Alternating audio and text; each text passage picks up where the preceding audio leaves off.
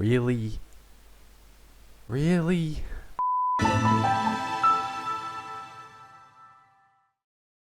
Don't mind the messed up intro. I didn't think that the audio would be that important, but turns out it is. So I'm re-recording this again in the evening. Let's find the said S5230. Well, it's not the Nokia Lumia 1020, though that is a future video. It's not the K Zoom I also may do in the future. It's not the LG Chocolate, though again, it's a future video, though I'll probably be doing this at like 10K or something. No.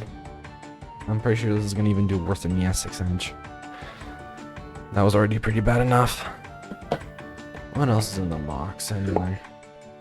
LG cookie. That's gonna be useful for later. And oh, there it is. The S5230, the one that we're gonna be talking about today. There it is. Matter of fact, this video is gonna be a lot shorter because this is not running Android. It's not running iOS. So typical things that you usually do are not gonna be possible, I think. It's a nugget, I guess. So let's get to it. Now, because this thing goes under all these names, Taco Light, Avila, Samsung Star, and Samsung Player One, I only will be referring it as the S5230. I'm cutting in to say that there are actually 3 variants of this unit. The S5230G for GPS, S5230W for Wi-Fi, and there is a limited version of this that is for NFC. That's all. Now cutting back to Aeronook 1. Though there is a bit of a lore for the name of the Taco Light, which I'll get to a bit later. Though, yes, I will be reading this off Wikipedia. So, yeah, for tech specs, it is a feature smartphone kind of a both combo, because it is not running in a smartphone operating system. It's not running Bada, it's not running Android, it's not running iOS. It's running what's called Samsung's handset platform, which is a bit of a proprietary thing of its own. It has a 3-inch display. It's only 240 by 400, which so it's a 240p display that's just slightly taller than 60 by 9. 208 megahertz Samsung system on a chip, 1000 mAh battery. It's only 2G. Well, GSM networks, so this thing's gonna be useless in 2028, which is when 2G is being shut down here. Takes a micro SD card up to 16 gigs, though you can definitely do more. It's just the operating system limitations are probably gonna try to prevent you from that. And it came in all kinds of fun colors. And there's a reason why I pulled that out. So this is basically a cheaper version of the Samsung F480 Taco. So yes, there's Taco Light and the Taco before it.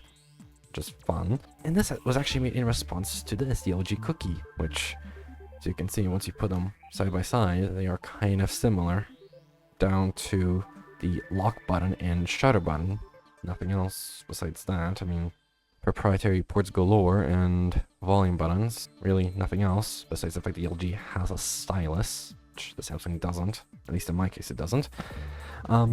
Yeah, really, that's the only thing that they resemble. The software is different, fundamentally different. I can tell you by the J benchmark scores, this is by far the worst in terms of performance at the moment. This one's definitely better, but it's not the better one to sit in the leaderboard. So we're gonna get the scores now. Well, let's see it run natively, what speeds we're getting.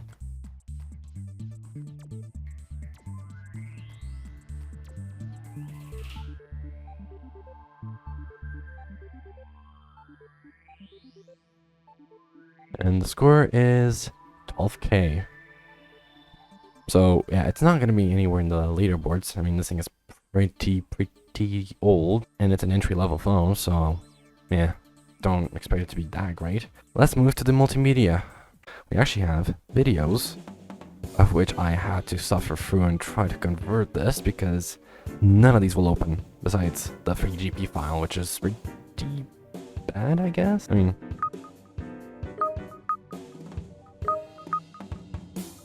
so yeah, you can see they don't all open at all. However, this is also horrible.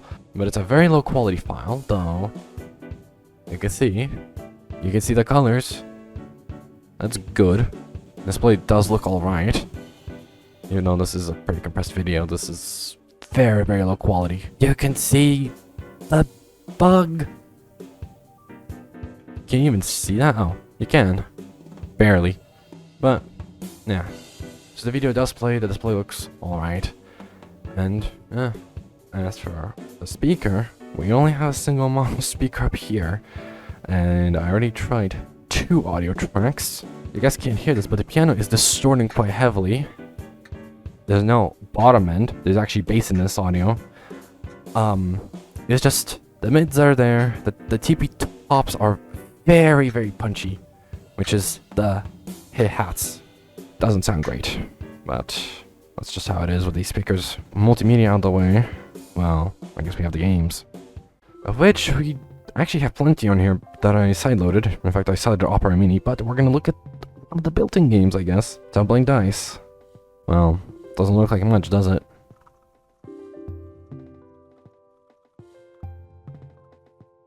Well, we got that. What games can we try here? Well, we have the new Snake. Well, it's telling me to press 4 or 6, but I'm gonna use a D-pad. We don't have a numpad anymore. And I mean, it runs, but as soon as it has to twist, the game slows down heavily. Oh yeah, that happens. Because the resistive touchscreen. Yeah. If you want to, you can play the new Nokia Snake, which is cool. And I missed that. No, I missed even that apple. Can I grab... Okay, grab 2. Anyways, it runs. But we have to stop somewhere.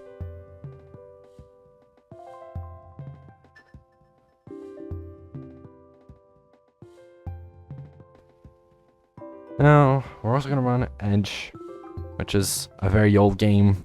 It's actually pretty fun to play.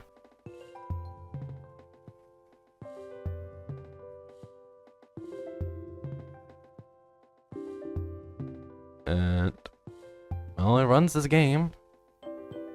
The game isn't... I don't think it's particularly basic, it's just pretty interesting to show, because this game looks kinda cool. Despite the fact it's a mobile game, but you can get it on PC, so... Don't want to fall off. Here.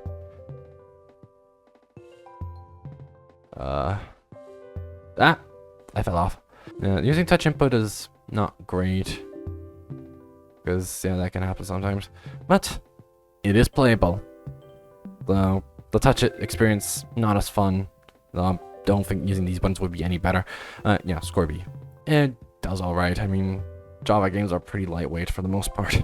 So they will run on almost anything. Now, because this is a feature device, there's not a whole lot to present. I mean, we did the JBenchmark, we did the multimedia, we did gaming. We're going to be doing the extra segment. So, well, we have gadgets, or widgets, but yeah, there's actually quite a bunch on here. As you can see, if you could just put them wherever you want. You could move this up there. You can have them overlap. So I guess that's fun. And there's pages, so you can have more depending on which screen you have, for what thing you want. So that's cool. Yeah, that's about it for the home screen. In here, we can also do photo contacts. So if you have photos of your friends, I guess you could just swipe through and select those and call them. Don't really have any contacts. We also have the tools, which normally doesn't start here. Actually, it starts on communications. All these are just web links. So these just open the web browser to these specific websites. There's no like actual native application for any of these. But yes, we have MySpace, Facebook, YouTube, Flickr, PhotoBucket, Picasa, Friendster, Google. That's all. In the tools section, calendar, memo, task, roll call, calculator, converter, exchange after sync, Bluetooth synchronized timers, and stopwatch. And in multimedia, music player, find music, FM radio, games and more, voice recorder, RSS reader, images, video, sounds of our files. Really? That's about it. Apparently they had a Shazam type thing, but it's not gonna work, because, yeah, not online. Pretty sure the servers are also gone, so even if I did put an actual working SIM card, this would not have worked. The also touch screen is pretty terrible, so I have to use the stylus from the LG Cookie. Customization wise, well, we have quite a bit. Display and light, wallpaper. We have a couple of wallpaper options. So we have the default. We have green swishes. Some sort of landscape. Candles and swishes again. That's it. If we swipe that way, we have a slightly different layout and beach. Swishes again. Flower and photos on the internal storage that I never deleted. Fun. The themes. So at the moment we have this orgy theme. If we set to theme 1, we have green, and actually if I change my main menu style, oh yeah, I already changed the theme. That's how that looks like. And that's the orange theme. Though you can actually change it to an image that you have on your phone. Which in this case I did. You can see, it's the Nexus background. We have greeting message, which is typical for these old phones. Brightness and backlight. That's it. What's kind of cool is you can just do this. I want to open up Java apps. Well, I want to call someone. I draw a C. And yeah, thing is, a lot of budget Android phones seem to have copied this feature, which I find very interesting. Realistically, we don't have a whole lot of settings to mess with here. We just have network settings, memory settings, security. I guess application settings are just, yeah, the built-in things. Yeah, we have to get to the camera test, which, well, we have a handy button for that. Just like on this LG, which I'm gonna be using this as the subject today. And I can tell you this thing does not have autofocus, so it's always either in focus if you're from a distance, but always out of focus if you're up close. And the video test looks like... Yeah, nothing impressive. I mean, like, what, 360p? I don't think it looks that impressive. I mean, compared to today's standards. You can see the buttons better now and better lighting. Yeah, it's a nugget. Video saved. But, yeah. It's not Android. I can't really do a whole lot on here. Besides getting a text or a call, but that's probably like the most boring thing of the video. So, yeah, I'm not gonna be doing that. Thank you guys for watching, and I'll see you guys in the next video. See you guys.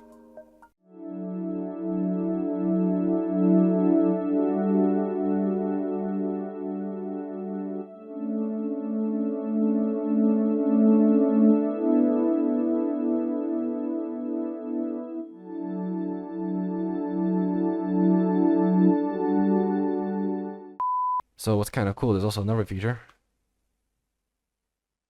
What's kind of cool is there's this feature. That's scratching display. No, it's not. What's kind of cool is you can just draw a letter. Is it not on? Turns out I forgot to save the bloody thing.